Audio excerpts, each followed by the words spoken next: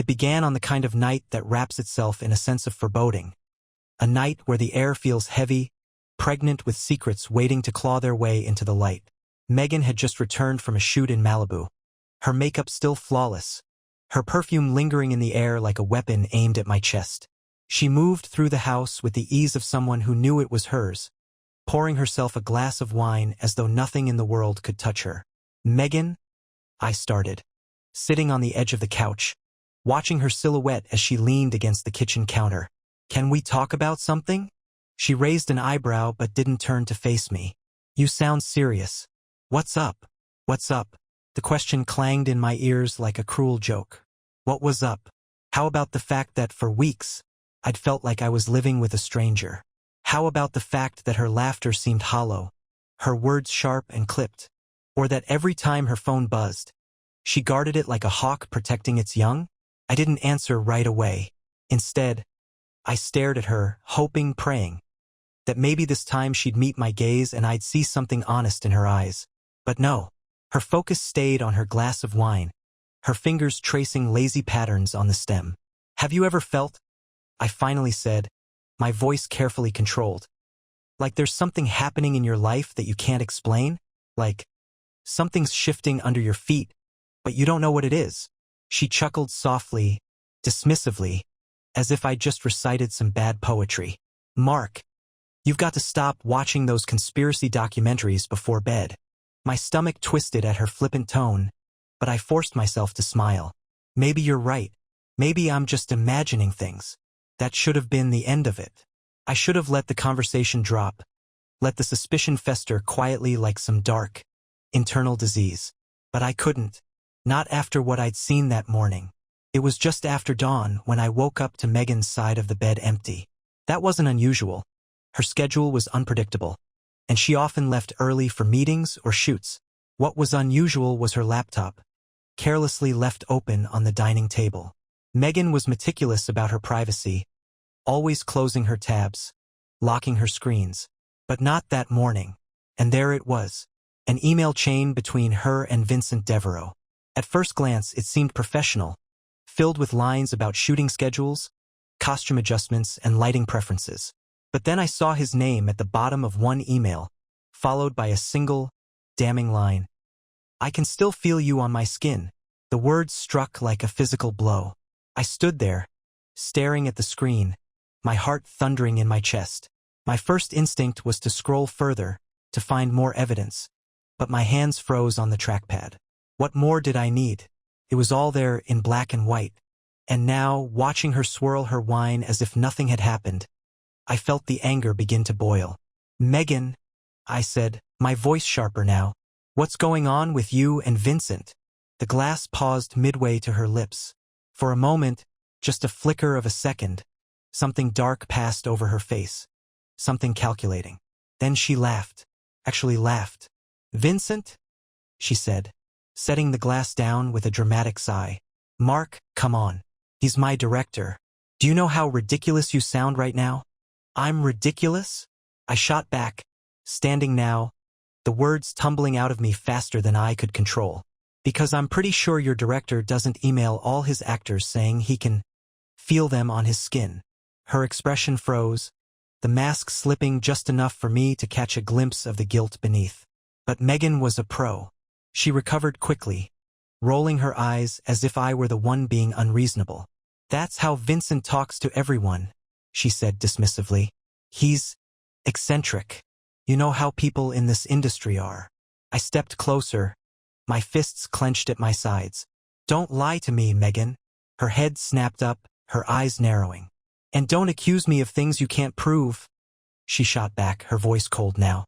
"If you're going to spy on my emails, at least have the decency to understand what you're reading." Something in me snapped. "Do you even hear yourself? Do you even realize how insane this sounds? You think I'm just going to sit here while you play house with me and whatever the hell this is with Vincent?" Her jaw tightened, but she didn't respond. Instead, she drained the rest of her wine in one long gulp and turned her back on me. "I'm going to bed," she said flatly, her tone so dismissive it felt like a slap. "We can talk about this when you've calmed down." As I stood there, watching her walk away as if nothing had happened, I realized something chilling. Megan wasn't going to admit to anything. Not tonight. Not ever. If I wanted the truth, I was going to have to tear it out of her, piece by piece. And I would. The next morning, Megan acted like the night before hadn't happened. She breezed into the kitchen in a silk robe, humming a tune as she poured herself a coffee. She looked radiant. Too radiant for someone whose lies were hanging over her head like a storm cloud. The audacity of it lit a fire in me. "Morning," she chirped, flashing me that dazzling smile. It made my stomach churn. "Do you want me to grab anything while I'm out today? I'm meeting my agent downtown, so I could swing by Whole Foods if we need anything." I didn't answer. I just stared at her, my fingers gripping the edge of the counter so tightly they ached. "Mark?" she prompted, tilting her head as if she were genuinely confused by my silence. "I didn't sleep," I said, my voice low, barely controlled. "Oh," she sipped her coffee, unfazed. "Rough night." I laughed, a sharp, humorless sound that made her glance at me warily. "Yeah, Megan, rough night. Couldn't stop thinking about what we talked about. Or rather, what you refused to talk about." She sighed dramatically and set her mug down with a clink.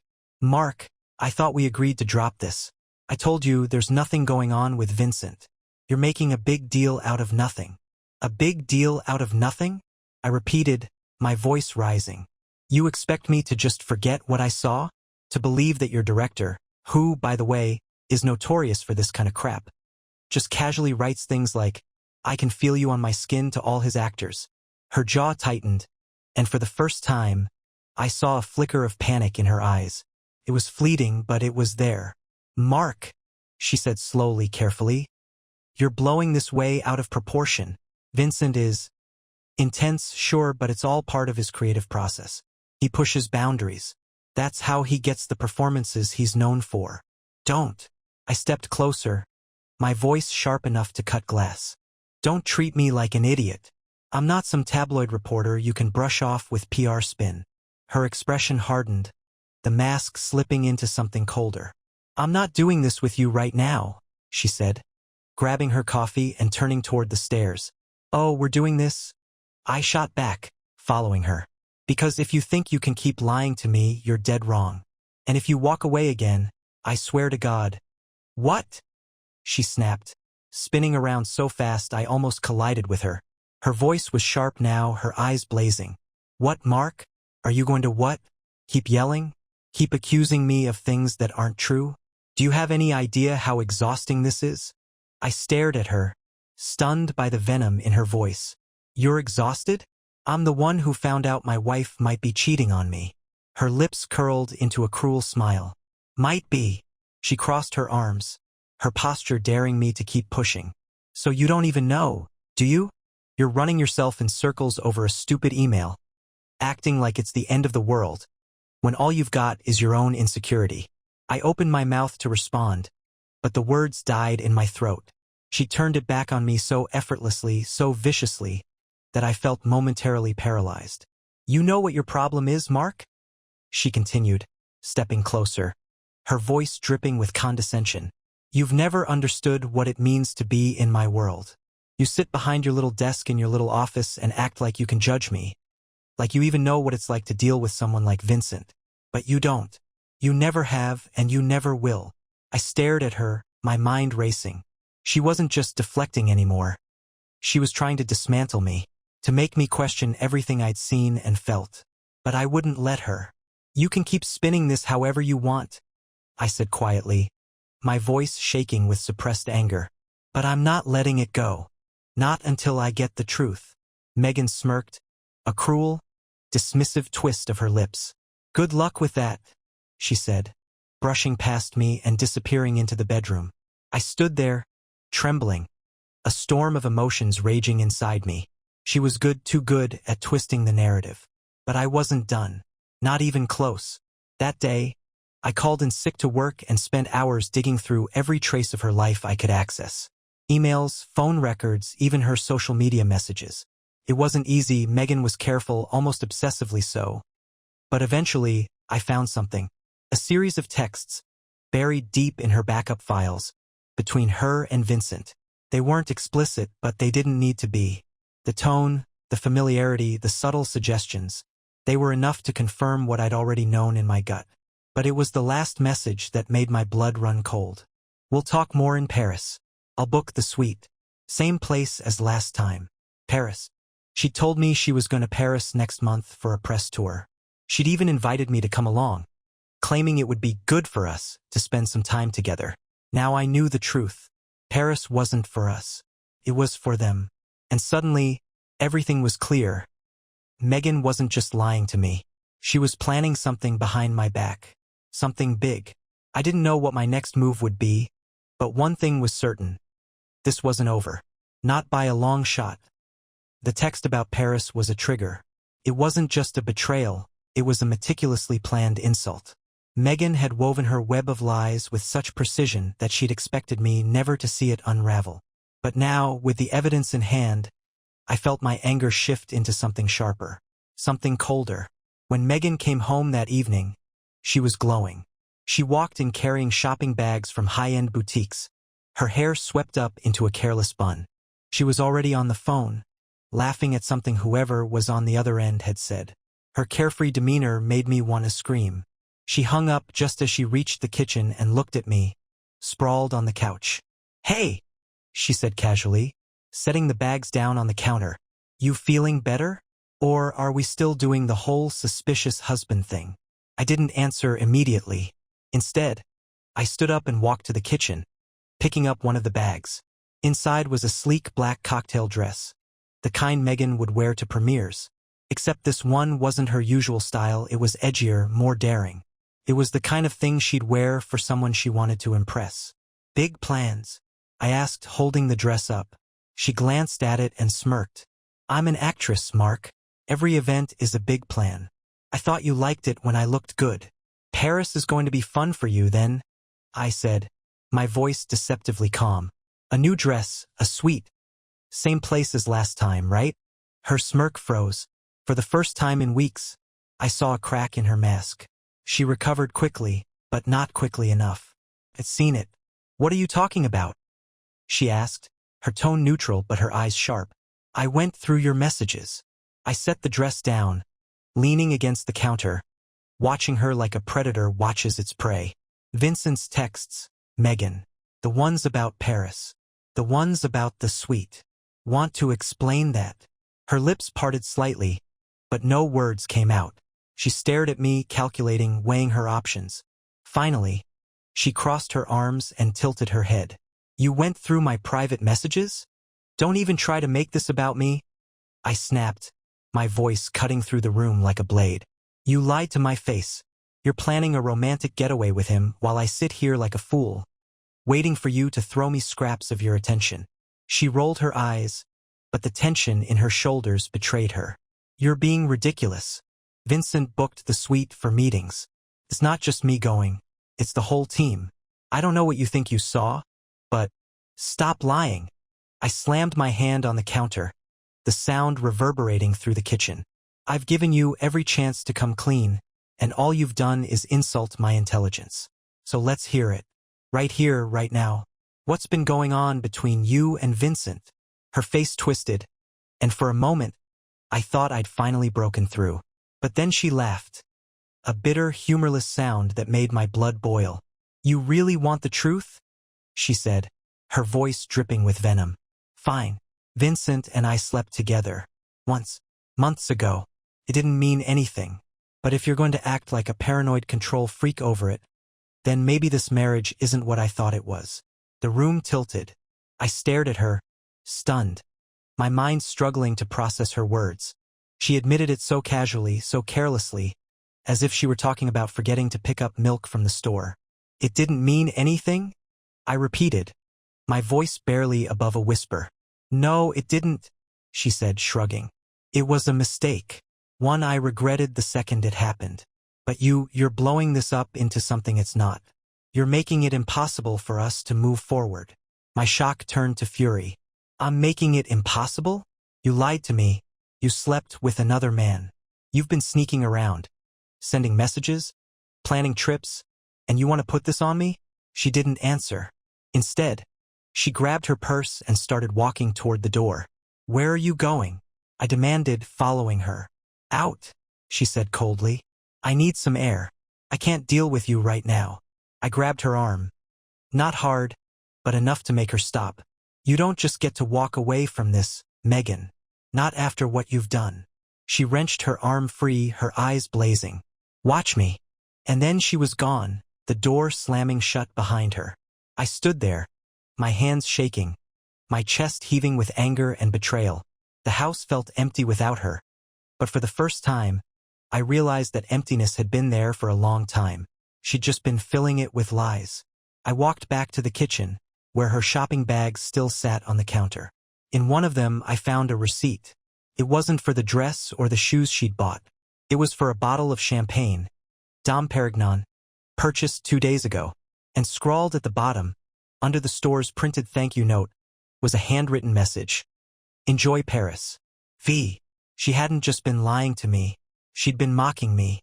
I grabbed my phone, my heart pounding, and dialed a number I never thought I'd call. Private investigator. If Megan thought she could keep me in the dark, she was about to find out how wrong she was. The investigator, a man named Greg Foster, had a voice like gravel and an air of quiet efficiency. I didn't waste time with formalities when he answered. I laid out the situation in blunt, brutal detail. My wife, Megan, her affair with Vincent Devereaux, and the suspicious trip to Paris. Greg didn't ask unnecessary questions. He simply said, I'll take care of it, and hung up. 2 days later, I had my first update. Greg sent me a folder containing photos, time-stamped text messages, and receipts Megan thought had disappeared into the void. Seeing her betrayal spelled out so clearly in black and white was like being punched in the chest all over again. The pictures were the worst. There was Megan in a secluded corner of a trendy rooftop bar, her hand on Vincent's thigh. Another photo of them leaving a hotel late at night, her scarf loosely draped over her head as if to hide her identity. And the final nail in the coffin, a shot of them kissing in the parking lot, her body pressed against his like it was the most natural thing in the world. My hands shook as I flipped through the evidence. Every instinct in me screamed to confront her immediately, to throw the photos in her face and watch her scramble for excuses. But I stopped myself. Megan had spent months manipulating me, lying to my face with that sweet, practiced smile. If I was going to confront her, I wasn't doing it in a moment of blind rage. I was going to do it in a way she'd never see coming. The first step was letting her think she was still in control. That evening, when she waltzed into the house with a casual, "Hey, babe," I smiled and kissed her cheek like nothing was wrong. "You okay?" she asked, her eyes searching mine. "You've been quiet the past couple of days." "I've been thinking," I said, leaning against the counter and keeping my tone light, "about what you said the other night. About moving forward." Her eyebrows lifted, and for a split second, I saw relief flash across her face. "Really? And I think you're right," I said, forcing a smile. "We need a fresh start, something to help us reconnect. How about I come with you to Paris?" Her face froze, her lips parting slightly in surprise. "Paris?" she echoed, her voice carefully controlled. "Yeah," I said, feigning enthusiasm. "You're always saying how I don't understand your world. Maybe this is the perfect chance for me to see it firsthand. I can take a few days off work, and we can spend some time together. Just the two of us." Her hesitation was almost imperceptible, but I caught it. She recovered quickly, flashing me a smile so polished it almost looked genuine. "That's really sweet of you, Mark, but the schedule's going to be insane. I'll be working around the clock. I wouldn't want you to feel like I'm ignoring you." "I don't mind," I said, my tone casual. "I'll entertain myself. Paris is a big city. Besides, it's not about the schedule. It's about us." She hesitated again, her fingers toying with the edge of the counter. "Let me check with the team," she said finally. "I don't know how they'd feel about me bringing someone along. You know how Vincent can be." "Of course," I said, forcing a laugh. "Let me know what they say." I could see the gears turning in her head, calculating her next move. She was nervous now. Good. The following day, I got my second update from Greg.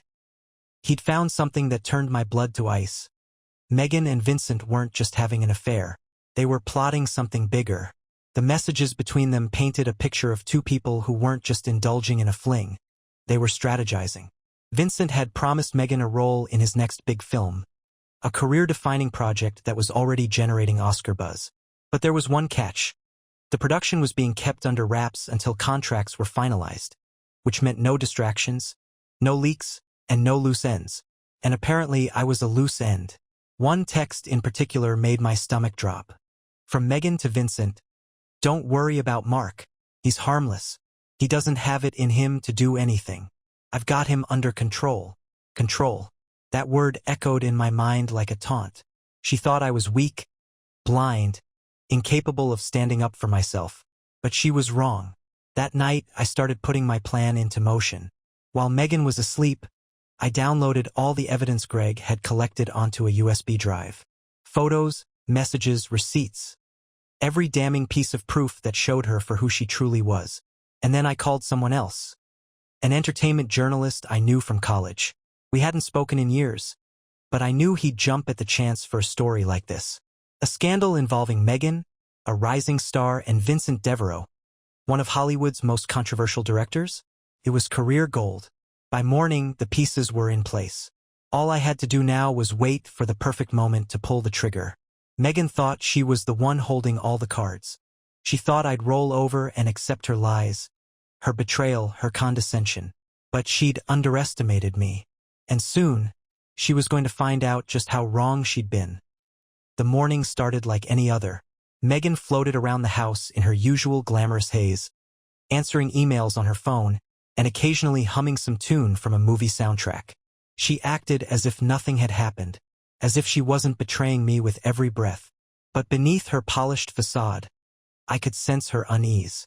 My suggestion about Paris had rattled her, and she was struggling to regain control. She thought she had time. She didn't.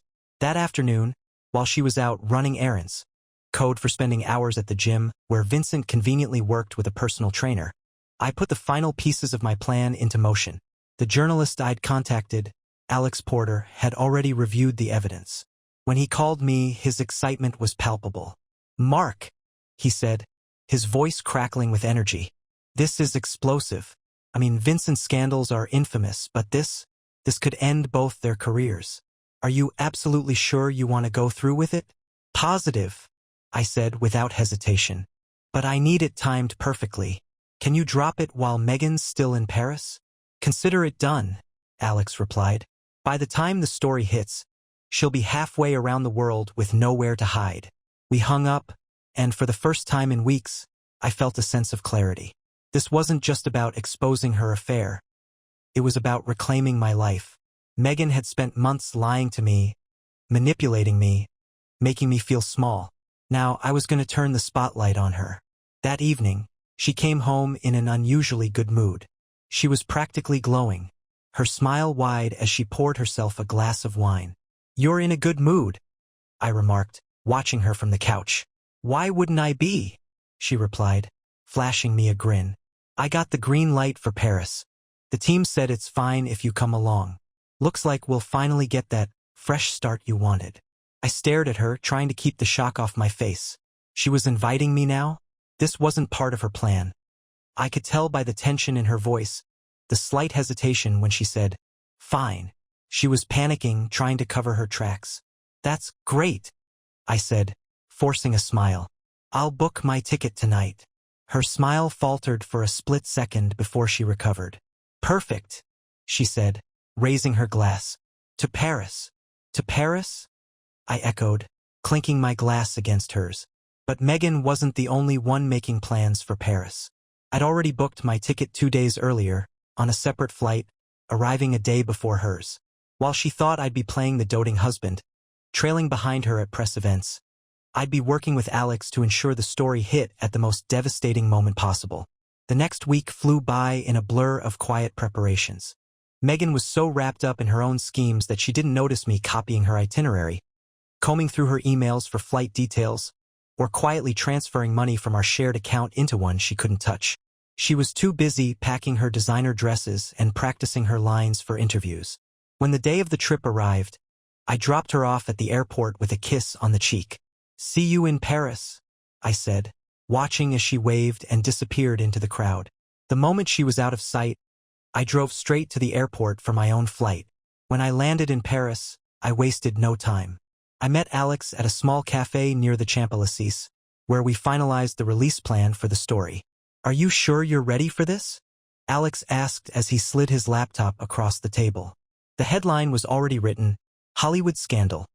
Rising star Megan Blake and director Vincent Devereaux exposed in shocking affair." "I've never been more ready," I said, staring at the screen. Alex nodded, his fingers poised over the trackpad. "Once I hit publish, there's no turning back." "Do it," I said without hesitation. With one click, the story was live. Now all that was left was to wait for the fallout. The next morning, I checked into the hotel Megan and Vincent had booked for their meetings. I didn't text her to let her know I'd arrived. I wanted her to think I was still on my way, oblivious to what she was about to walk into. Hours later, I spotted them, Megan and Vincent, stepping out of a cab together, laughing as they made their way into the hotel lobby. She was wearing the black dress she'd bought days ago, her arm linked with his in a way that made my stomach churn. I stayed back, following at a distance as they entered the elevator. They were so absorbed in each other that they didn't even notice me slipping in after them, standing silently in the corner as the elevator climbed to the top floor. When the doors opened, I followed them down the hall, my heart pounding in my chest. They stopped outside a suite, and Vincent fumbled with the keycard, laughing as Megan leaned into him. "Nice night for a rendezvous," I said, my voice loud and cutting through the quiet hallway. Megan froze. She turned slowly, her face draining of color when she saw me standing there. Vincent, on the other hand, looked more annoyed than alarmed. "Mark," Megan said, her voice trembling, "what are you doing here?" "I told you I'd see you in Paris," I said, holding up my phone. "You're just not going to like the way I showed up." Before she could respond, I hit play on a recording of her texts to Vincent, the ones Greg had recovered.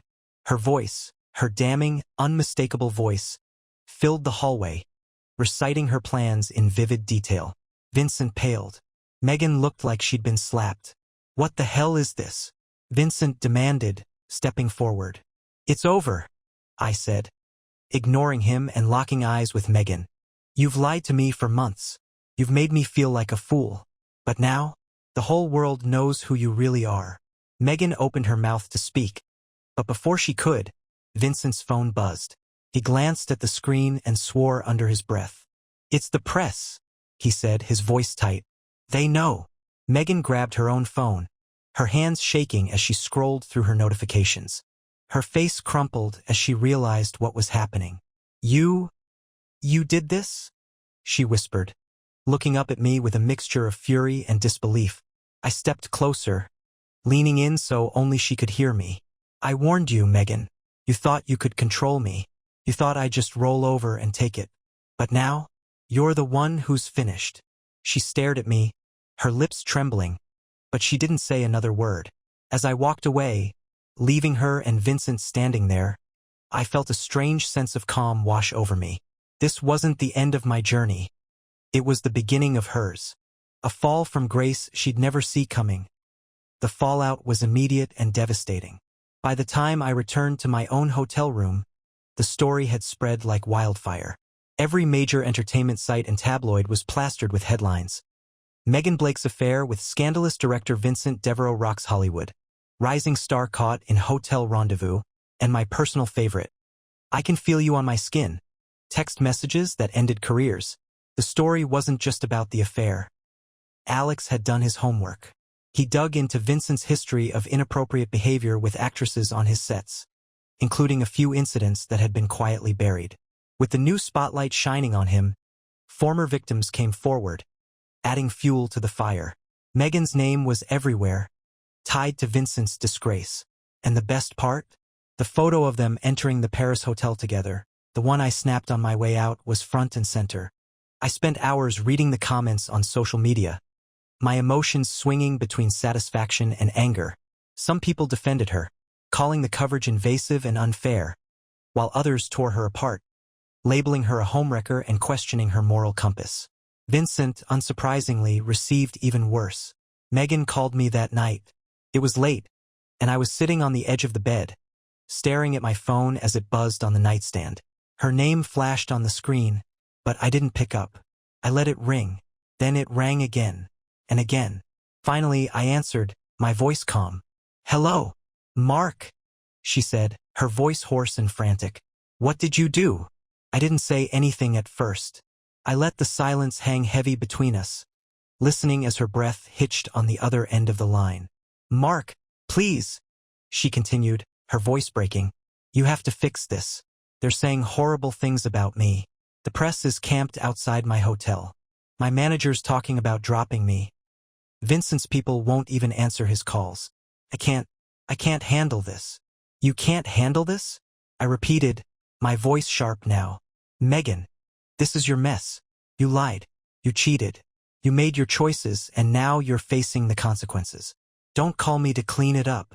It wasn't supposed to be like this," she cried. "You don't understand. Vincent promised me everything. The role, the connections. He said this would change my life." "Well," I said coldly, "he wasn't wrong. It did change your life. Just not in the way you hoped." There was a long pause. When she spoke again, her voice was low and venomous. "You've ruined me, Mark. Do you realize that? You didn't just end my career. You destroyed me. Why? To get even? To humiliate me?" "No," I said quietly. "I did it to take back what you stole from me. My trust, my dignity, my peace. You ripped those away from me without a second thought, Megan. And now you're upset because you finally know what it feels like to lose. You're a bastard." She spat, her voice trembling with rage. "You think this makes you better than me? It doesn't. It makes you pathetic." I laughed. A bitter, hollow sound. "Maybe I am, but at least I'm not a liar. At least I didn't tear someone down just to get ahead. So go ahead, Megan. Hate me, blame me, but deep down, you know this is on you." I hung up before she could respond, my hand shaking as I set the phone down. The next day, I woke to a flurry of new headlines. Megan had issued a carefully crafted public statement, calling the affair a moment of weakness and apologizing for any pain caused to her loved ones. She framed it as a personal failing, a lapse in judgment caused by the pressures of her career. The comments were brutal. People saw through the polished words, tearing her apart for trying to spin the narrative. Even her fans began to turn on her, questioning her integrity and loyalty. Vincent's statement, on the other hand, was a masterpiece of arrogance. He dismissed the accusations as gross exaggerations and called the media coverage a witch hunt against passionate artists. But his bravado didn't last long. Within hours, several former co-stars publicly accused him of harassment. By the end of the week, his production company had severed ties with him, and the studio funding his upcoming project pulled out entirely. Megan wasn't spared either. Her agent dropped her, citing the difficult optics of representing her. Brands she'd worked with quietly ended their contracts. By the time she returned from Paris, she was a pariah in an industry that once adored her. And me? For the first time in months, I felt free. I filed for divorce the day after she returned. She didn't fight it. She didn't have the energy. The woman who had once strutted through life like the world was hers now looked hollow, her confidence stripped away. When we met to finalize the paperwork, she didn't even make eye contact. As I signed my name on the dotted line, I felt a strange mix of emotions. Relief, sadness, and the faintest flicker of something like pity. "You'll be okay," I said quietly, sliding the papers toward her. She didn't look up, her voice barely above a whisper. "I don't know if I will." I stood, gathering my things. "That's up to you." As I walked out of the room, I realized I wasn't angry anymore. Megan had lost everything she cared about. Her career, her reputation, her future with Vincent. And me? I'd lost the woman I thought I loved. But I'd gained something far more important. Myself. Months passed, and life began to settle into a strange, unfamiliar rhythm. I moved into a new apartment on the other side of town, trading our pristine suburban house for something smaller, simpler, mine. The divorce was finalized quietly. Megan didn't even show up to the final hearing. It was just me, my lawyer, and a judge stamping a pile of papers that symbolized the end of everything we'd built. I hadn't heard much from her since that last meeting. Occasionally, her name would pop up in the news, usually tied to some new scandal involving Vincent or whispers of failed auditions.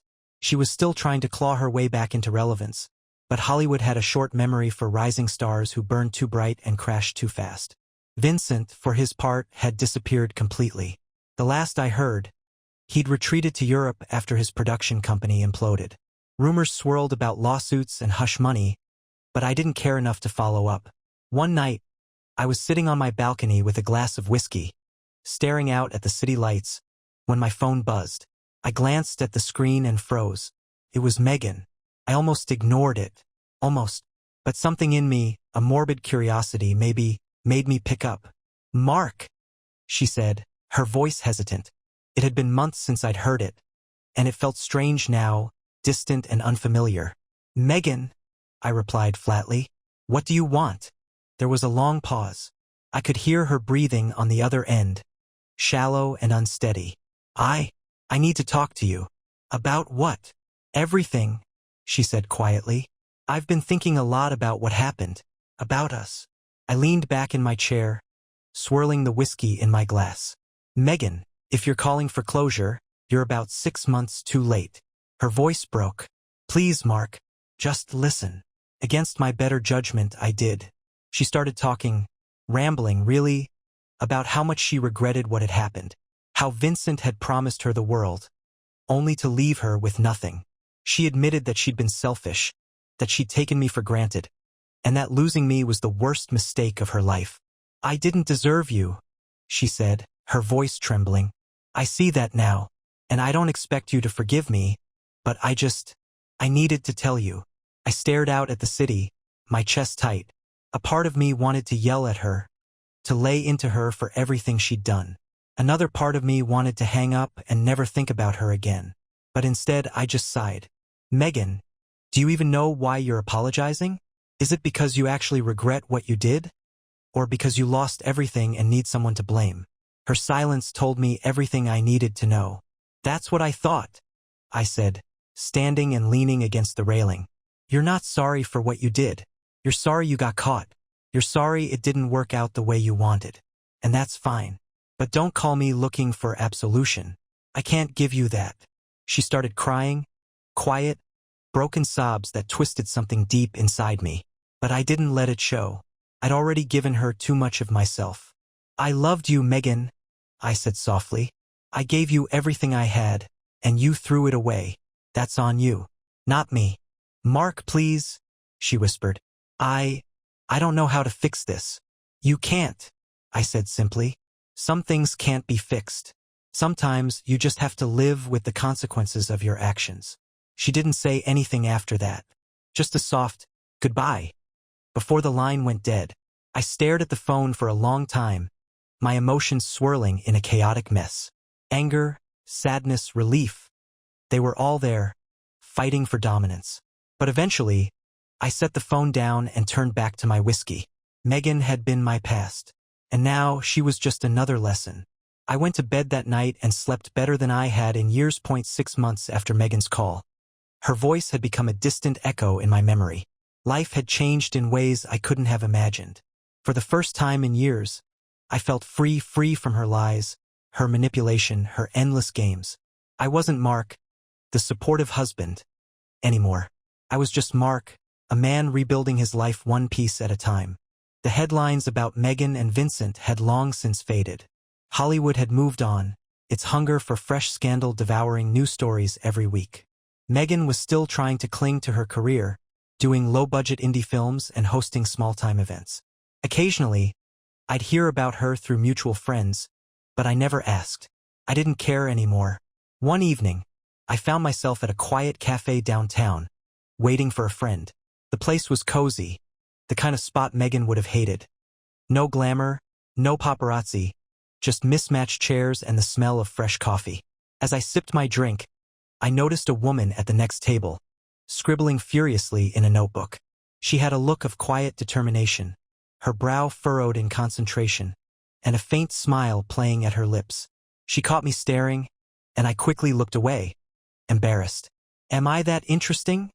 she asked, her voice light and teasing. I chuckled. "Sorry, I didn't mean to stare."